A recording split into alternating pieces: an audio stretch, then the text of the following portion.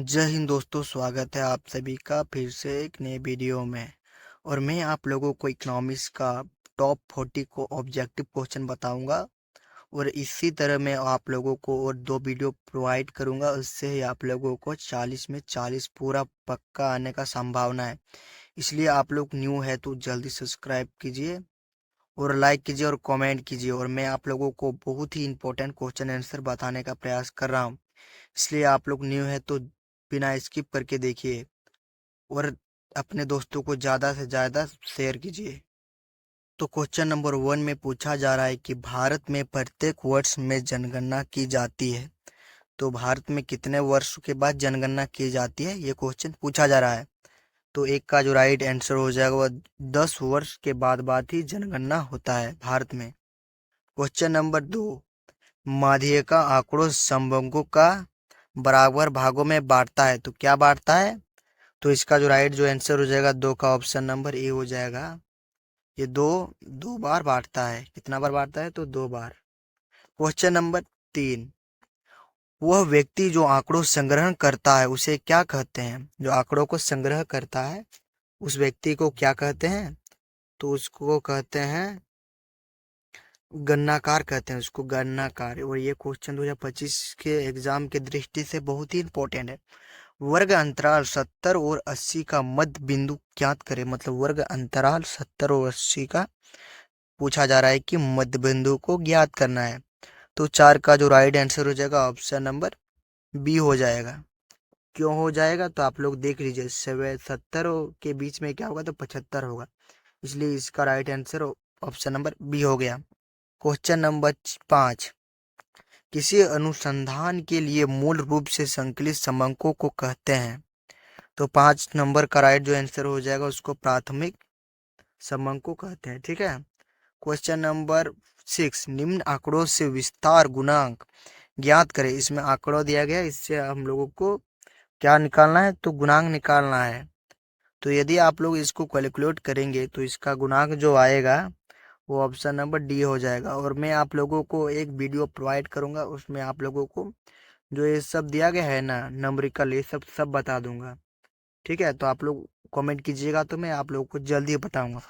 Question number 7, समांतर माध्य का सूत्र है। जो समांतर माध्य है उसका क्या सूत्र होता है? तो ई एक्स बटा सिग्मा बटा एन, यही इसका राइट आंसर हो जाए। क्वेश्चन नंबर 8, इनमें से कौन केंद्रीय प्रवृत्ति का माप है? इनमें से कौन केंद्रीय प्रवृत्ति का माप है? तो बहुलक है। क्या है? तो बहुलक। ठीक है। क्वेश्चन नंबर 9, संख्याई के पिता किसे कहते हैं? जो संख्याकी के पिता है उसे क्या कहते हैं? उसको गॉडफ्राइड अकेनवाल को कहते हैं। गॉडफ्राइड अकेनवाल को हम लोग संख्याकी का पिता कहते हैं। क्वेश्चन नंबर 10, दो चरों के बीच पारंपरिक संबंध को प्रकट करने वाला चित्र को कहते हैं। तो उसको क्या कहते हैं? तो 10 का राइट जो आंसर हो जाएगा विक्षेप चित्र कहते हैं। क्या कहते हैं? विक्षेप चित्र। क्वेश्चन नंबर 11, किसी ग्राफ पेपर में कितने चरण होते हैं? तो आप लोग कभी ग्राफ बनाते हैं तो उसमें देखना कि 4 ही उसमें चरण होते हैं। कितना होता है? 4। तो हो जाएगा 11 का ऑप्शन नंबर डी हो जाएगा, क्योंकि आप लोग कभी ग्राफ बनाएंगे ना तो 4 ठो ही होता है चरण। क्वेश्चन नंबर 12, उपभोक्ता मूल्य निर्देशांक सूचकांक निर्माण करने का सूत्र है। तो 12 का राइट जो आंसर हो जाएगा ऑप्शन नंबर ए हो जाएगा।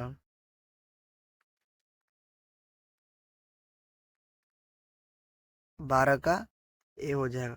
क्वेश्चन नंबर 13, श्रेणी का n/4वां पद है। तो इसमें क्या होगा? ये कौन सा पद होगा? 13 का 75 है तो ऑप्शन नंबर ए प्रथम चतुर्थक हो जाएगा।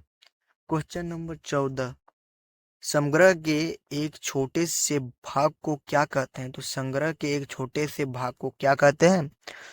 तो 14 का राइट आंसर हो जाएगा ऑप्शन नंबर बी हो जाएगा। उसको निर्देश या प्रतिदर्श कहते हैं। ठीक है। क्वेश्चन नंबर 15, निम्न में से कौन सा चर खंडित है? कौन सा चर को हम लोग खंडित करते हैं? तो 15 का राइट आंसर हो जाएगा ऑप्शन नंबर सी हो जाएगा। छात्रों की संख्या को हम लोग खंडित मतलब बांट सकते हैं, आधा उधर बांट सकते हैं, इधर उधर बांट सकते हैं, इसलिए यही इसका राइट आंसर हो जाएगा। इसको हम लोग खंडित कर सकते हैं। क्वेश्चन नंबर 16, किस अर्थशास्त्री ने कल्याण कार्य संबंधित परिभाषा प्रस्तुत किया है? तो इसका जो नाम होगा वो अल्फ्रेड मार्शल जी ने ही एक कल्याण संबंधित परिभाषा दिया था। क्वेश्चन नंबर 17, तत्वों को उनके समानता एवं विशेषताओं के आधार पर क्रमबद्ध करने की क्रिया है, तो उसको क्या कहते हैं? तो 17 का राइट जो आंसर हो जाएगा वो ऑप्शन नंबर सी हो जाएगा, उसको वर्गीकरण कहते हैं, वर्गीकरण। क्वेश्चन नंबर 18, एक श्रेष्ठ प्रश्नावली के गुण है, जो एक श्रेष्ठ प्रश्नावली के गुण क्या होना चाहिए? तो सरलता भी होना चाहिए, प्रश्नों का उचित क्रम भी होना चाहिए और प्रश्नों का सीमित संख्या भी। तो इसका right answer option number D हो जाएगा। क्वेश्चन नंबर 19, किस अर्थशास्त्री के अनुसार अपकिरण पदों के विचरण का माप है? तो 19 का राइट आंसर हो जाएगा ऑप्शन नंबर बी हो जाएगा, बावले हो जाएगा, बावले। क्वेश्चन नंबर 20, निम्न आंकड़ों में समांतर माध्य ज्ञात करें। और मैं आप लोगों को बता चुका हूं कि इसका नंबरिकल आएगा, तो उसमें आप लोग सब वीडियो देख लेना है नंबरिकल वाला। तो हो जाएगा 20 का ऑप्शन नंबर सी हो जाएगा, 18। ठीक है। क्वेश्चन नंबर 21, जब निचली और ऊपरी दोनों सीमाओं पर विचार करते हैं तो ऐसे वर्ग को क्या कहते हैं? देखो कितना नंबर का था, तो 21 का था ना, तो 21 का जो राइट आंसर हो रहा है वो ऑप्शन नंबर बी हो रहा है, समावेशी कहते हैं उसको, क्या कहते हैं? समावेशी। क्वेश्चन नंबर 22, यदि बहुलक z बराबर 16 और समांतर माध्य x बराबर 20 है तो माध्य का ज्ञात करें। इसका माध्य का ज्ञात करेंगे तो इसका क्या हल आएगा? तो 22 का जो right answer option number C हो जाएगा। क्वेश्चन नंबर 23, निर्देशांक के प्रकार हैं, जो निर्देशांक है उसके कितने प्रकार हैं और क्या प्रकार है? तो इसका जो राइट हो जाएगा उपभोक्ता मूल्य निर्देशांक भी होगा, शोक मूल्य निर्देशांक भी, औद्योगिक उत्पादन निर्देशांक भी, और इनमें से सभी हो जाएगा इसका राइट आंसर। क्वेश्चन नंबर 24, वह ग्राफ जो संचयी आवर्ती वितरण को दर्शाता है तो उसको क्या कहते हैं? तो 24 का राइट आंसर ऑप्शन नंबर ये हो जाएगा, तोरण चित्र कहते हैं। क्वेश्चन नंबर 25, भारत सांख्यिकी संस्थान कहाँ स्थापित है? मतलब सांख्यिकी का स्थापन संस्थान कहाँ है, तो ये पूछा जा रहा है। तो 25 का right answer option number D, Kolkata में। कहाँ पर है? तो कोलकाता में। क्वेश्चन नंबर 26, इनमें से नगद फसल कौन है? जो इनमें से नगद फसल कौन है, क्वेश्चन नंबर 26 में पूछा जा रहा है। तो ऑप्शन नंबर सी, कपास। कपास को हम लोग नगद फसल कहते हैं। क्वेश्चन नंबर 27, विश्व बैंक को किस अन्य नाम से जाना जाता है? तो इसको क्या नाम से जाना जाता है? 27 का हो जाएगा ऑप्शन नंबर डी हो जाएगा, IBRD कहते हैं। और ये क्वेश्चन 2025 में छप चुका है और ये आएगा।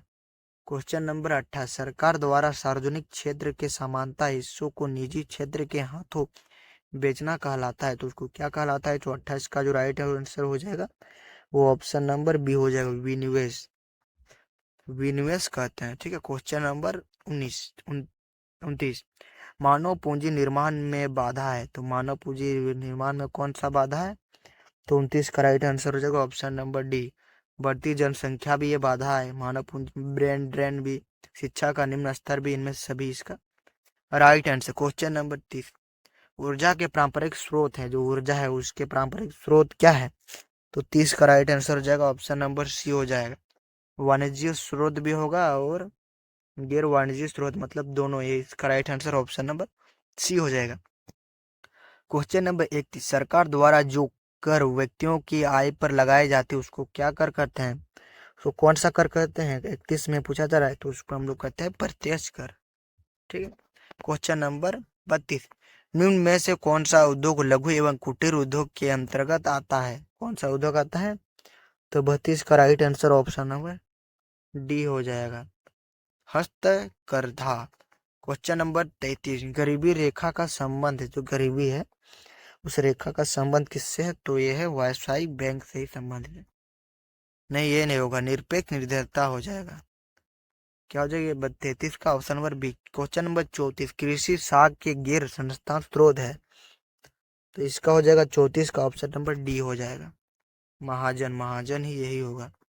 क्वेश्चन नंबर 35, आधारित संख्या संरचना के दो प्रकार कौन सा है?